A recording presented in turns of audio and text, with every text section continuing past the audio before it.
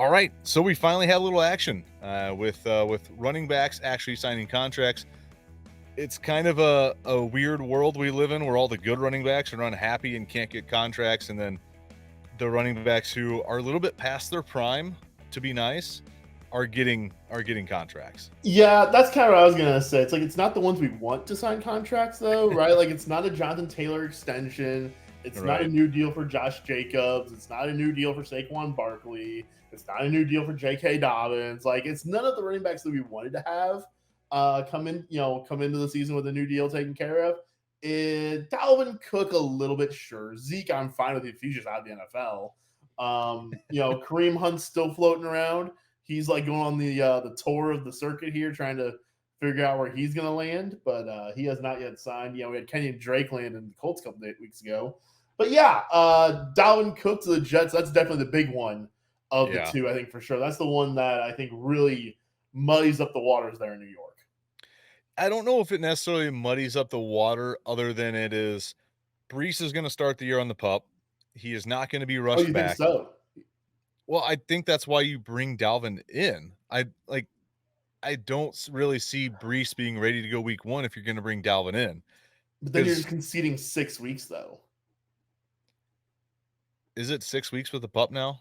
I'm 99% sure it is. It I could be think you're I 4. think you're right. I'm No, pretty sure it's I think 6. my brain is just thinking how the IR moved and then I couldn't remember what the pup was. But I mean, if he's not ready to go by then, Yeah, but I think aren't you still better off having him being active in a part-time role, like and working him in starting, possibly. like if he's ready to I think go. it just depends on where he's at. Yeah, It just depends on where he's at, but it definitely tells me he is not ready to go at the start of the year, or at least they don't trust him to be ready to go at the start of the year. So I think it's going to be the Dalvin show early. I think it just says more to what the other running backs are there, that right. they don't want anything to do with Michael Carter at this point, and they just don't. I don't know if it's that Izzy just didn't blow them away, or that they wanted Dalvin Cook to just come in to have that veteran, and he's the one out of all the big names that were out there that probably still has the most amount of leg left, Right. or Yep. legs. I guess he does have 2 of them, but he probably has the most juice left. And so I believe was it Salah said that he would be a luxury, like when they initially brought him into camp, but Mhm. then they couldn't agree on a contract. And I believe he said it would be a luxury signing, so they didn't want to overpay him. And so that made me think, okay, well, maybe Brees is a little farther along than we thought because he's just kind of that insurance plan. But then they were able to agree on a contract. So it does tell me that, yeah, I just don't think Brees was going to be very effective to start the year. And they want to have someone they can trust to just get up and go. And probably someone that Aaron Rodgers is very happy to bring in. That's where I was going to go with it. I was going to say you kept But on saying them and they and they and them. I think you should be saying him and he and him, because he is I him. think there is a pretty decent chance. I would say over 50% chance this has nothing to do with Brees Hall. This has nothing to do with Could Michael be. Carter. This has nothing to do with Bam Knight. This has nothing to do with the band of Kanda. I think it This has a is little bit to do with those other 3. I don't think it does. I think this is simply an Aaron Rodgers saying, I know Dalvin Cook is really good. He ran over my defenses for 8 years. Bring him in. I know him. He's really good. That's a name I know. I think this is more about Aaron Rodgers kind of throwing his weight around a little bit and having a little bit of control. He did take that pay cut, right? And so I think there is at least a 50% chance this is more about Aaron Rodgers than this is necessarily about Brees Hall and Michael Yeah. Carter and Abanikanda and Bam Knight. It very well could be. That could be, the case here. To me, I just kind of feel like it's going to be the Cook show early in the year. When Yes. Brees is ready, then they're going to unleash Brees, and it's going to be his backfield again. And by that time, Dalvin Cook might be hurt anyway. And he might. And I think what might also happen is Rodgers ever since like the end of the McCarthy days and all the LaFleur days has had a 1A, 1B in Right. the backfield because it was Jones and Jamal. And Yep. then Dillon took over for Jamal. And they've always had a 2-back system in Green Bay. Hackett's there who had Dillon and Jones, and Rodgers used to that. So it wouldn't surprise me if once they feel like they have Brees ready to go, we could see similar splits to that, where one guy probably is a little bit better in the passing game as far as work goes, and the other guy gets a little bit more of the carries. That's where I That just wouldn't don't surprise know. me at all. I just don't know which one's which in that scenario, I though. have no idea, honestly, at that point, but they could both be fantasy relevant. I'm not saying that they're both going to be able to carry your team, but they both could be, one could give you an RB2 week while the other one gives you a flex, a startable flex week. Yeah, and But they that's could both be startable. They can coexist together if this Jets offense is what we think it is. right, and that's the other part of it too. And that's kind of how I have it ranked. I've got Cook at running back 20. I've got Brees now at 23. So I've kind of got them both ending up in the RB2 range. I Where think I'm where going did to you end have up them at? dropping Brees a bit more. 20 for Cook and 23 for Brees. Okay, so I want to keep Brees in front of Cook because Really? I feel like the second half of the year, it's not a beginning of the year play. Sure. It's more of a second half of the year. I just feel like Brees is going to be the better back when he's fully ready to go. I So get that, but I'm so scarred over kind of betting on that with J.K. Dobbins. yeah, yeah, I feel like there was another and one. that's a Well, Cam very fair Akers. point. I wasn't making the Cam Akers bet, but that's more because I just wasn't a real Cam Akers guy. But I feel like that's kind of also a bit snake bit. And I think there's one more, wasn't there, from last year? Dobbins was really the big one. But there's Right. definitely that concern though, right? Where you draft the guy with the idea of, well, in the second half, J.K. Dobbins is gonna be a monster, and then he never was. And Dalvin Cook is a much bigger fish in that backfield than anyone that was with J.K. Dobbins. Yeah. Yeah. I currently have them back to back, a little bit of a cop out by me, but they're 22, 23. Brees, then Cook. I could definitely obviously flip them and Do you, not really think twice about it. do you think if they felt better about Brees, that this would have been a Leonard Fournette or a Zeke or a Hunt? I, I don't know That's about Zeke, but a Hunt maybe. that's one thing I keep on going back to in my head a little bit is like, to me, Cook was the one running back out there who was like an actual potential answer for a season. But that could be your Aaron Rodgers factor too. And that could be too. Of hey, we kind of want to add a guy because we're not sure if Brees is going to be fully ready to go week one, and Rodgers like get Dalvin. Like Yeah. we're getting Dalvin. If you're gonna get a guy, go get the guy. Yeah, go exactly. So that could be just as big of a factor into it, honestly. Um, I did not project the Jets, so I just have them. I just have the rankings. So like I said, they're both still technically low end RB2s for me. if Brees, and we're going to a little bit hypothetical on this one, but you mentioned it. If Brees is on the pup list, to you are Bam, Abanikanda, and Mike Carter just totally off the board still, or do you think they could Well, hold any early season value? I guess if I thought Izzy was kind of a buy with just Brees there, then I guess I should still kind of think he's a late round flyer. But nah, I'm pretty much out on everyone. Yeah. Everyone else in New York. Yeah. Yep. It's just if he starts on pup, then Dalvin probably is in my top 20, even though I still think that Brees kind of takes over the second half of the year to some extent, maybe not as much as I thought, but Yeah, I think you'll. I mean, assuming health for Dalvin Cook is kind of a risky business too, right? So, I mean, assuming that they're both around, yeah, it might just be what the Mets wanted out of Verlander and Scherzer, right? One pitches before the All Star break, one pitches after the All Star break. You put them together, you have an ace, right? very expensive ace. Yeah. Do we want to shift gears on over then to Ezekiel Elliott? Do you have anything else on Dalvin Cook? Yeah, no, let's go to Zeke because I think we might just spend a hot minute longer on him. I Or don't. mostly his counterpart. Okay, I don't think so because for me, this didn't really move the needle at all. Zeke, I put him down at running back 52. I've got a guy behind him in like the Kenny Gainwell, Zamir White, Devin Singletary kind of range, and then I kept Ramondre at running back 9. I didn't move him down at all.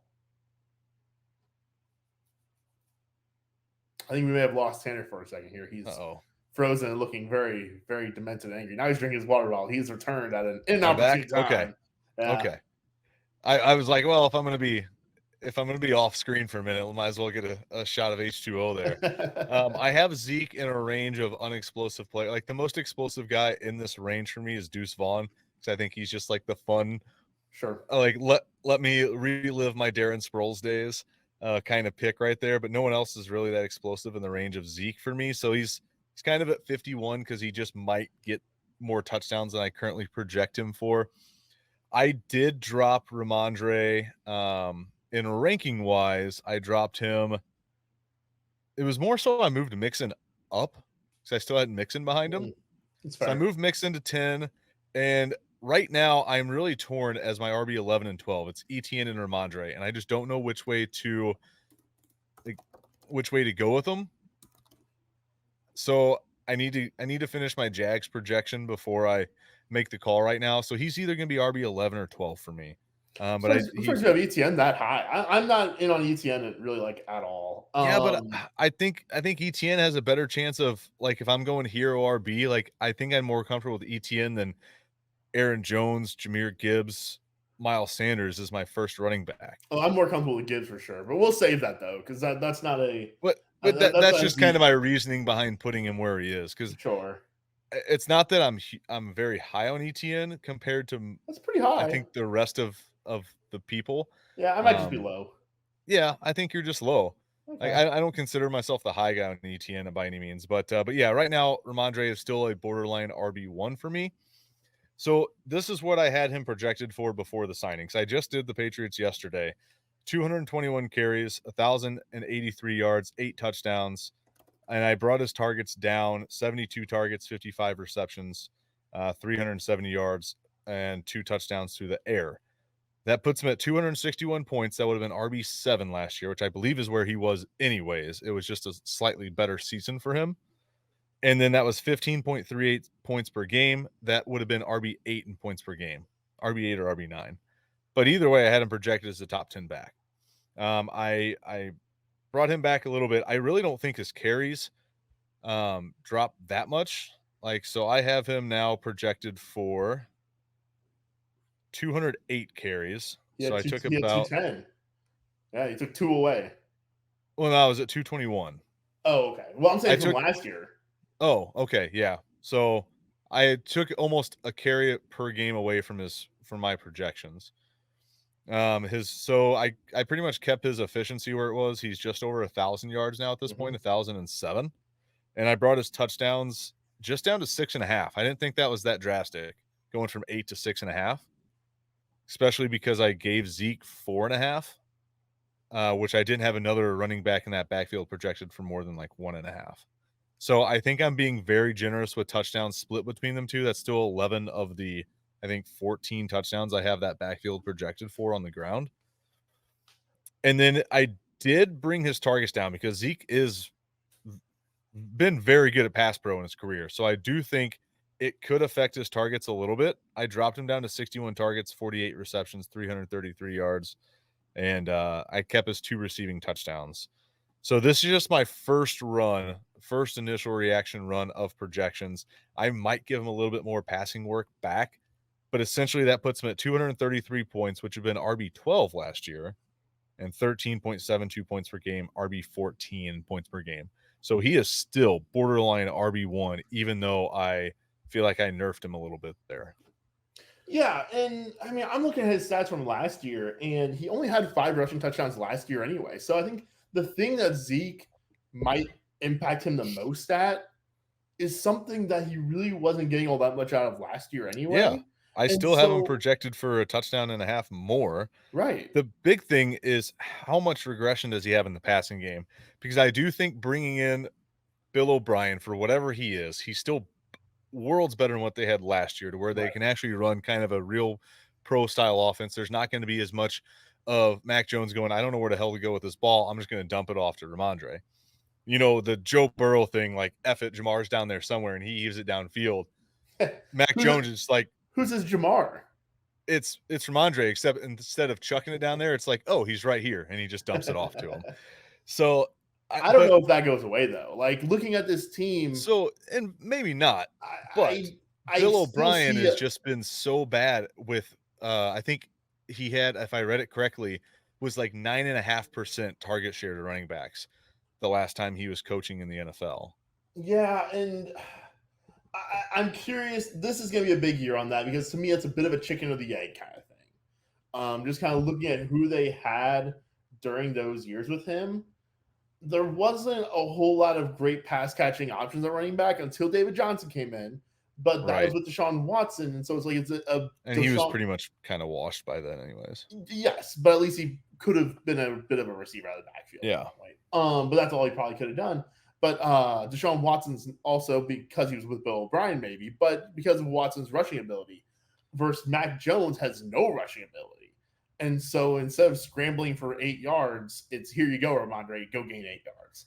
Hey, I have Mac running for 114 yards this year. Really? Yeah. Okay. That's 3 yards a carry. Okay.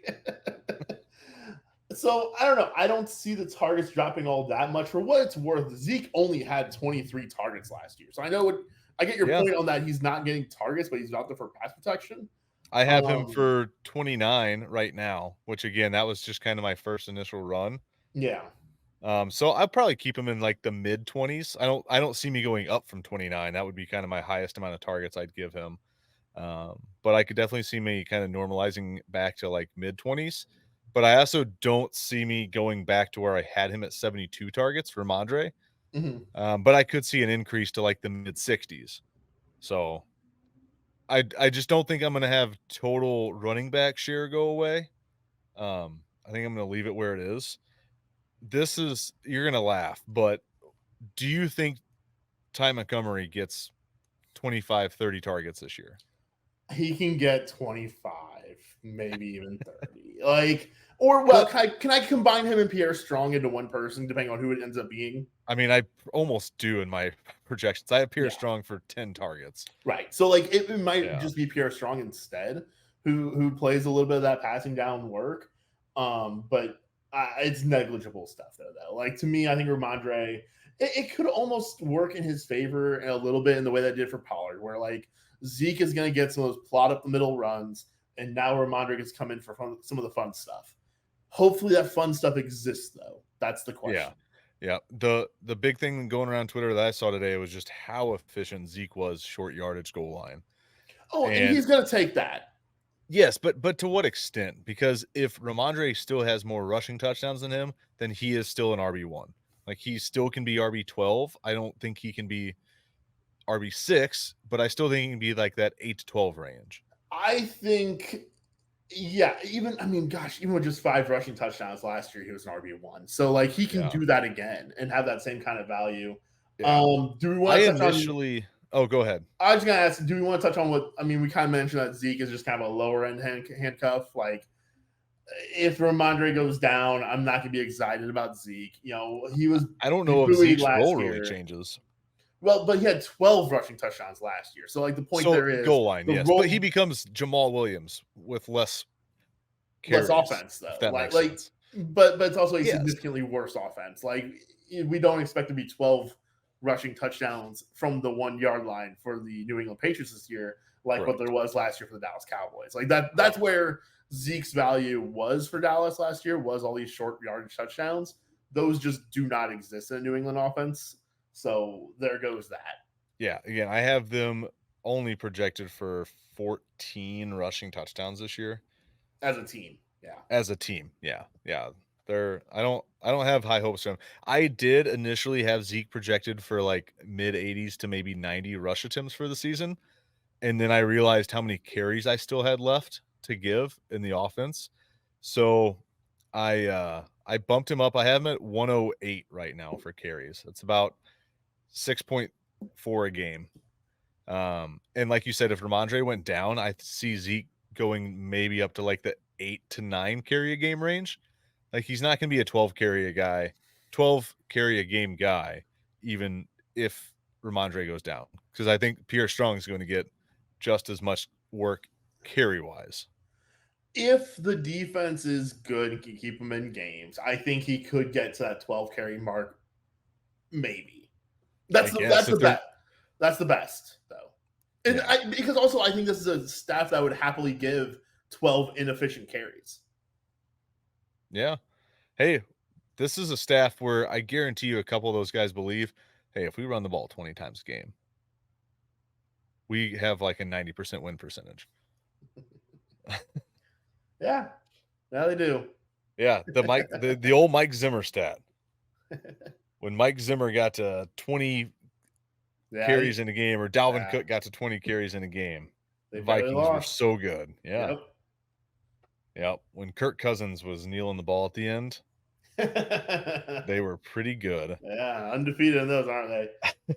All right, you got anything Oh, else to mention on these guys? no, no, that's pretty much it. Yeah, like I said, I still think Ramondre is still right there, borderline RB1. Yeah, I'll probably have him at RB11, honestly, just because I still like him more. It I am a little surprised that I do feel like a lot of people are kind of overreacting to the Zeke signing. It's been two ways. I think my stance of it doesn't matter at all is maybe a little bit too extreme, but I think also the overreaction of dropping him more than just a spot or two is an overreaction. Yeah, it's like, all right, Tony Pollard still was RB what last year? Isn't this all okay? That's the thing, real quick. We should touch on. Isn't all of this good for a Tony Pollard and the Miami backs? Like, And Devin A Chain. yeah, that's what I said. The Miami backs. Yeah. Yeah. Yeah. I think Mostert is my favorite Miami back. I think. I think he is great for zero RB because probably the first couple weeks he's going to be the main back. But again, I see A Chain being the guy there. He's the guy I want to roster where I can and hold him. I Um, think he's become my least favorite because I just don't see a range where he's getting enough touches to be that high upside. Like I well, think I we already agreed on one thing today, so we're definitely not going to keep agreeing. So obviously, this is how it's going to be. When I rank what, like, how do I want the Miami backfield? Like, for my team, I would rather go A Chain, Mostert, Wilson. I'll Where's go your, Mostert, Wilson, A Chain yeah. because I want when it's that late of a pick, I want the potential of volume upside, and I See, don't I'm think that comes from going A Chain. Kamara, Ingram, Adrian Peterson, and you're taking I'm going. Ingram, Peterson, Kamara.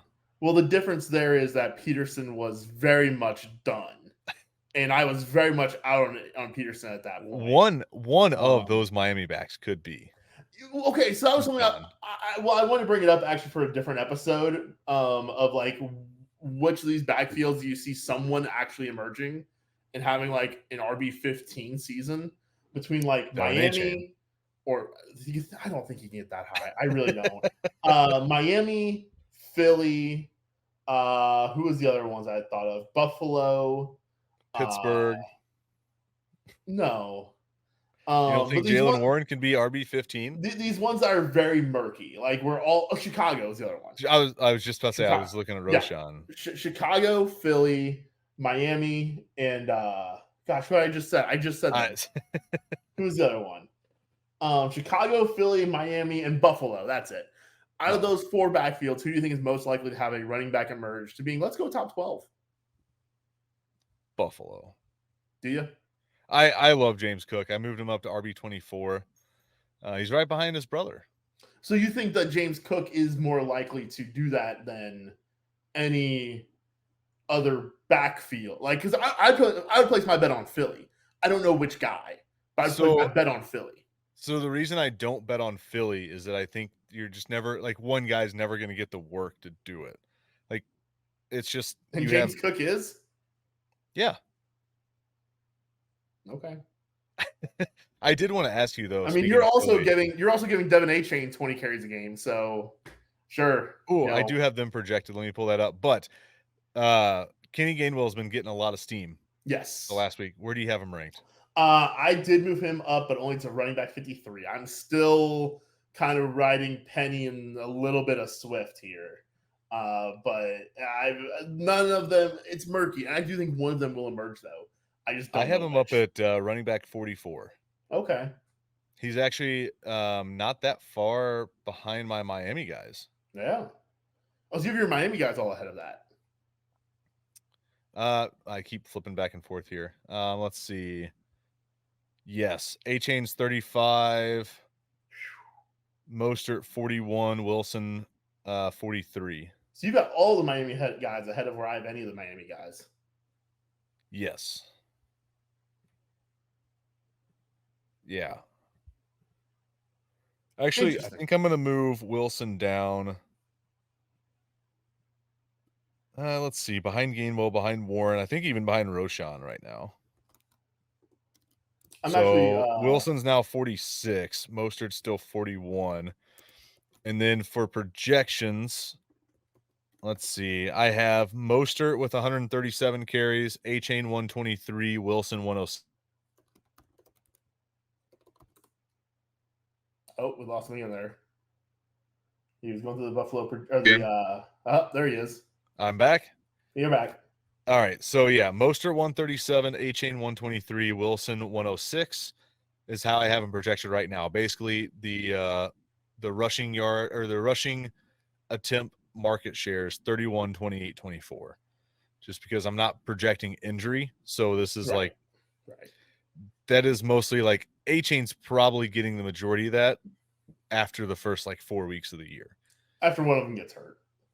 Possibly, yeah. Yeah, if one of them gets hurt, then I do think A-Chain takes over. But this is kind of what the backfield looks like if really no one goes away. Right. I have them basically 666. Oh, that's a bad sign for Mostert. 666 yards for Mostert. He's getting hurt week 1 for sure now. 609 for A-Chain, 513 for Wilson. I do actually have Wilson. Kind of seems like if you look at their touchdowns last year, it was Wilson was what 5 and Mostert was 3, and I pretty much kept them all in that like 5 to 3 range. But with Wilson kind of leading. And then A-Chain gets the targets with 36, Mostert 26, and Wilson 18, 19 if you want to round up. That's one thing I've been thinking about lately, but I haven't had the courage to say is I wonder if there's more running back targets this year as they try to figure out ways to keep Tua from getting hit so much. Could very well be, but I also think when you have the speed like Tyreek and Waddle, you can also scheme just those guys. Get the ball to them really quick. They love the bunch formation, not necessarily getting them insanely spread out. They love to bunch the formations together, and McDaniel's smart enough. He can figure out a way to kind of make quick passes to those two, an extension of the run game. Right. And yeah, just get the ball out to his hand pretty quick.